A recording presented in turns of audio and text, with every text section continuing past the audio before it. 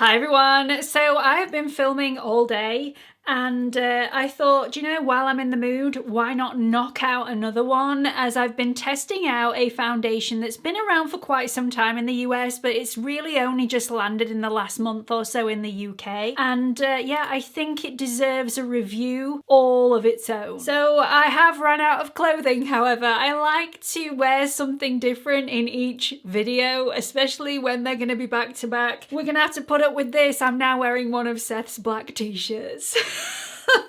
It will have to do. So the foundation in question is the L'Oreal Age Perfect BB cover. Now you may not have heard of this in the US because it has a different name for you. It's called the L'Oreal Age Perfect Radiant Serum Foundation in the US. Most of the ingredients are the same. There are a couple of things that are slightly different in the US, and I really wish we had the US version. All will become clear in just a second. Let's just get on with it. If you're new here, hi, my name's Gemma. I upload new videos on YouTube every single week and I would absolutely love it if at some point in this video you're finding it useful or entertaining. I mean, it happens. Consider clicking on the like button, the subscribe button, and also the notification bell.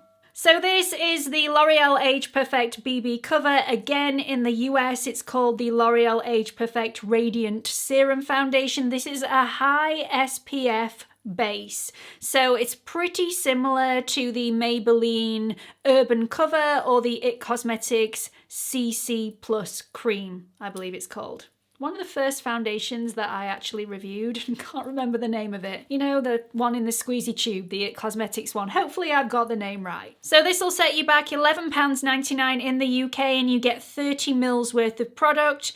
You can get 15 shades in the US, but in the UK only 8 shades are available. And there's very little information on the L'Oreal website about this product at all. This will give light to medium coverage and a radiant satin finish. It's supposed to be lightweight, it shouldn't settle in lines, and it's a correct care and protect formula. It does have lots of skincare ingredients in there and provides all-day hydration with niacinamide, glycerin, sodium hyaluronate. It's also got aloe in there as well.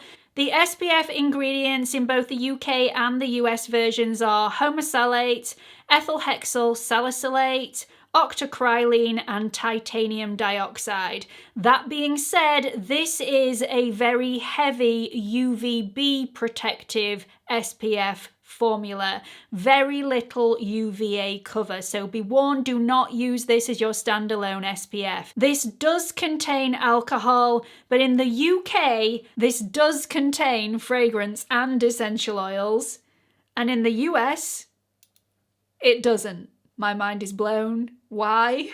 Why? I mean, it's perfectly nice. The fragrance isn't overly powerful, but yeah, I don't understand. So this is a thick and creamy consistency. You need very little. When I first started applying it, I applied way too much on the back of my hand and ended up with quite a lot to spare. Don't over apply this, as it can look a little bit too heavy and go a little cakey in areas you really don't need a lot. A little, like I said, goes a long way.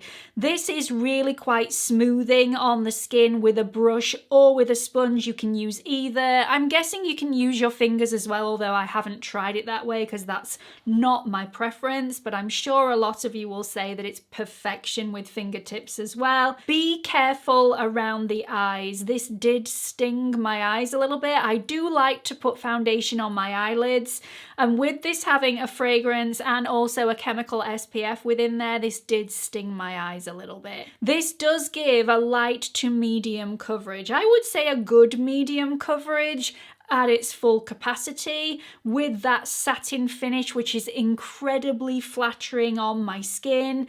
This is definitely not transfer resistant though, even when powdered in place. And I'm going on personal experience here. If you've had a different experience, do let everybody know in the comments section, because this lifted for me on absolutely everything. My phone was covered by the end of the day. So yeah, it's not remotely transfer resistant in my opinion. Considering the thick creaminess of this formula, I do think it's very lightweight on the skin. I didn't really feel like I had a foundation on. It felt really comfortable on my skin and lasted a really good amount of time.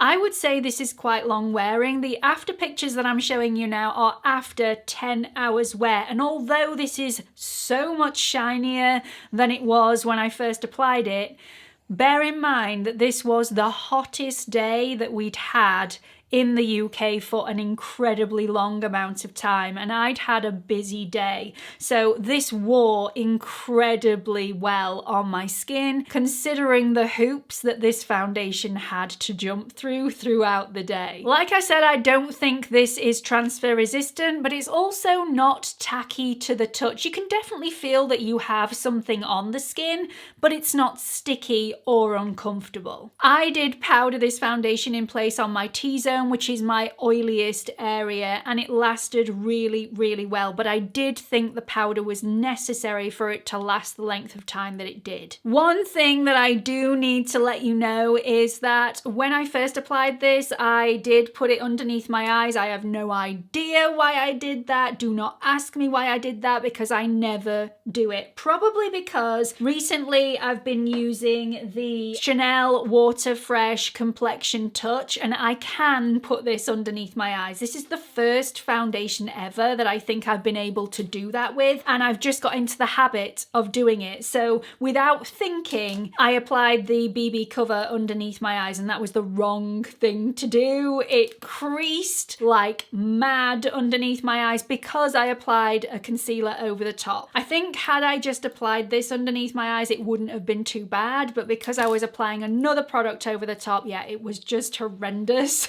So I just wanted to make you aware of that. I won't be doing that again in the future. Other than the creasing underneath my eyes, which once again, won't be doing anymore, it didn't crease anywhere else on my skin. Usually I get a little bit gathering in my smile lines, and that didn't happen with this, so I was really pleasantly surprised. This also didn't oxidize on me, which was a real shock in a pleasant way. Usually the foundations with high SPF values, in my experience, deepen at least half a shade as the day goes on, and this did not do that. It stayed true to shade all day, which was a definite positive. I like the fact that this was really hydrating and nourishing. I just had to switch up my SPF slightly and use one that's slightly less nourishing and hydrating. So instead of using my ultimate favorite, which is the ultraviolet hydrating SPF, I used the Beauty Pie one, which I also absolutely love, but it's slightly less hydrating. It's less of a moisturizer and more of a standalone SPF. So that's the one I used with this and got great results. All in all, I really like this. Is it my favorite foundation of all time? No, it's not, but it's a great addition to my summer foundations. I would never use this as my standalone SPF. Like I said right at the beginning of this video, this has very little UVA protection within the formula, so I would always use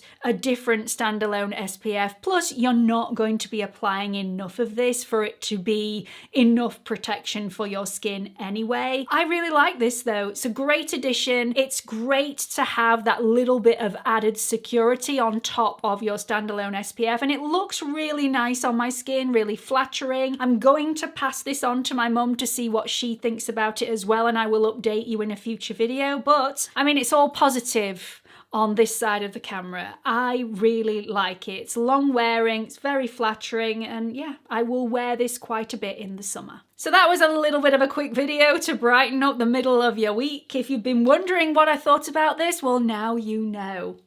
Really like it. If you've tried this foundation already, I would be really interested to know if you love it or if you really didn't like it. So do share your experiences in the comments section below. Hope you've enjoyed this video and hope to see you all in the next one. Bye everyone.